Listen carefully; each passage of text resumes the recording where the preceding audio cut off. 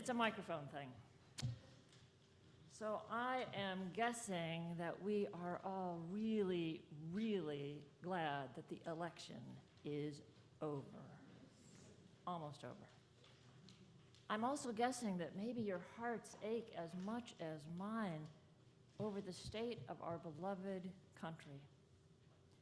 Both Republicans and Democrats believe that the other party is out to destroy America.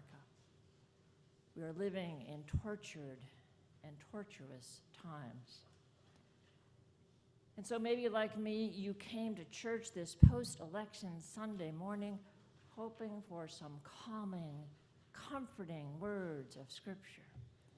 Maybe Jesus would be saying, "Let the little children come to me."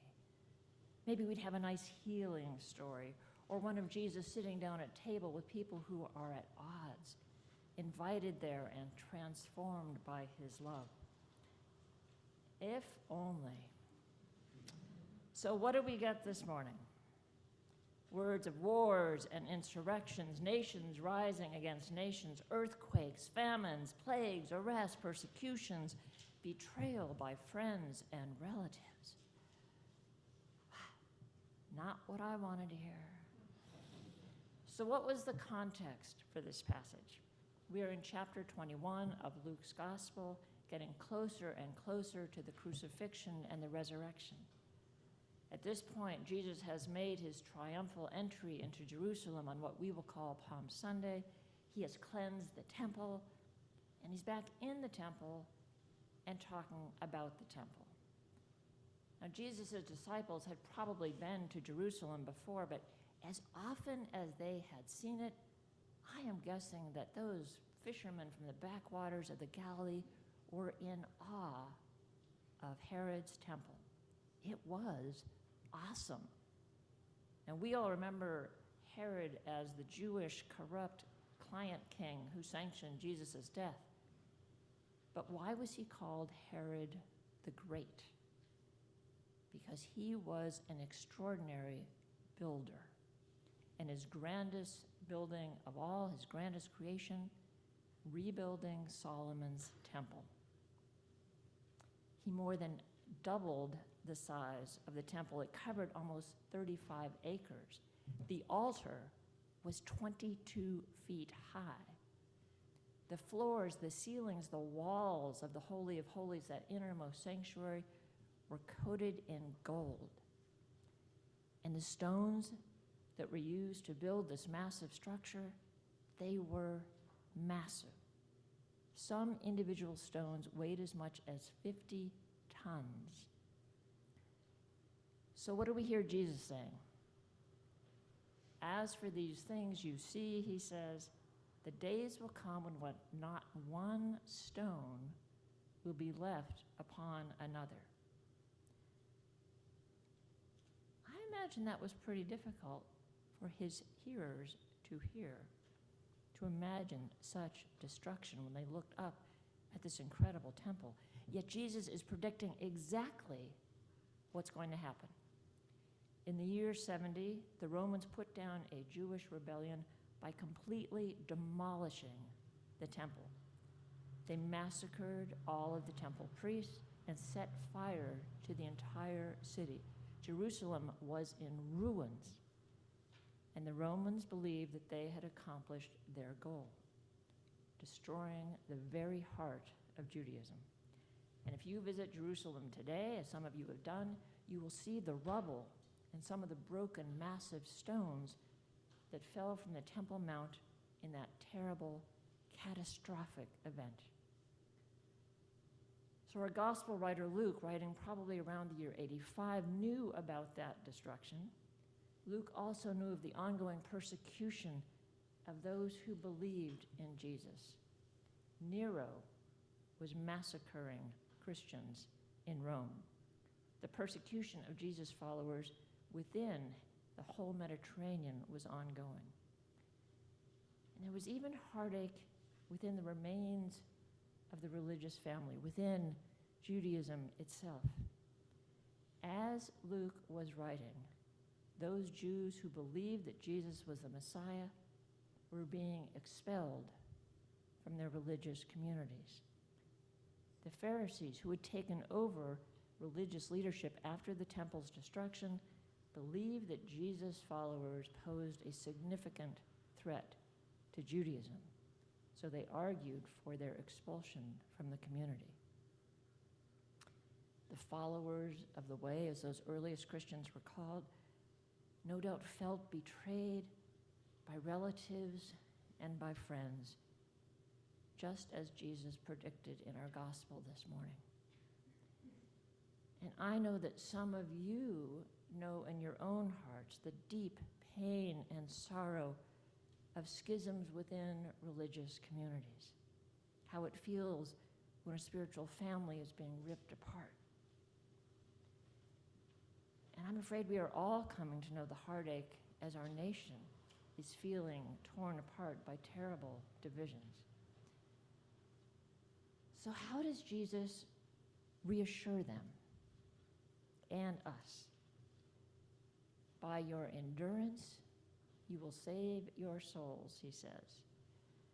Now, given all the horrors he had just predicted, wars, insurrections, earthquakes, persecutions, betrayal, even the threat of death, I don't think his disciples would have felt very comforted by those words. And at first hearing, I'm not sure they are very comforting to us either. Jesus asked them and us to endure. He says that by doing so, we will have an opportunity to testify. He even tells his followers he will give them the words and the wisdom they need to testify. So what are we to make of that? Actually, we do have the wisdom part, don't we? We show up here Sunday after Sunday to hear and learn that wisdom. We have sacred stories that provide that wisdom. We have stories that show us no matter how ripped apart communities and even nations may be, everyone is welcome at God's table because Jesus welcomed everyone. And we can testify to that. We have stories that demonstrate that everyone is valued in God's eyes. Slaves, women, even children who had no standing in Jesus' day, all are valued because Jesus insisted everyone is part of God's family. And we can testify to that. We have stories that provide compassion for all who are suffering because Jesus was the ultimate compassion giver. We have healing stories. Jesus wants us and the whole world to be healed and whole. We also have examples of those who have gone before us, some who have demonstrated endurance, how to live faithful and hope-filled lives in the midst of horrible circumstances. We call some of them saints. Some are honored at our altar today. And what is the common thread through all of the gospel stories and in the examples of those saints who have held firm in their faith? I would suggest a single word: hope. Hope. Because we Christians are an Easter people. The resurrection is all about hope. Hope that no matter how messed up the world may be, division and suffering are not the final words. They are not God's final words. Now, Jesus' earliest followers, they must have thought they were experiencing the ultimate disaster when they saw Jesus nailed to a cross. But what came next? The resurrection. Later followers, they must have thought that the world was coming to an end when the temple was destroyed. But Judaism not only survived, it grew as worship was no longer centered just in one space, but now was centered in synagogues and homes throughout the area. Early Jesus followers must have despaired when Christians were being martyred by the Roman Empire. But Christianity became a state religion. there's always hope. And obviously, none of this downplays suffering and injustice that sometimes goes on and on and on for a painfully long time. And I confess that there are times when I just want to run away from the news, from the world's disasters and sorrows, to retreat from the evils and the injustices that are all around us. But we cannot run away. In the face of the world suffering, in the face of our nation's current struggles, we need to be Easter people. Last week, Daniel reminded us that we are a people set apart to show God's hope for God's people, and that is our task. And obviously, just saying, oh, let's all be hopeful, that isn't enough. We have to put our Easter faith and hope into action by living out our baptismal promises, by seeking and serving Christ in all persons, loving our neighbors as ourselves, even when we do not want to love that particular neighbor,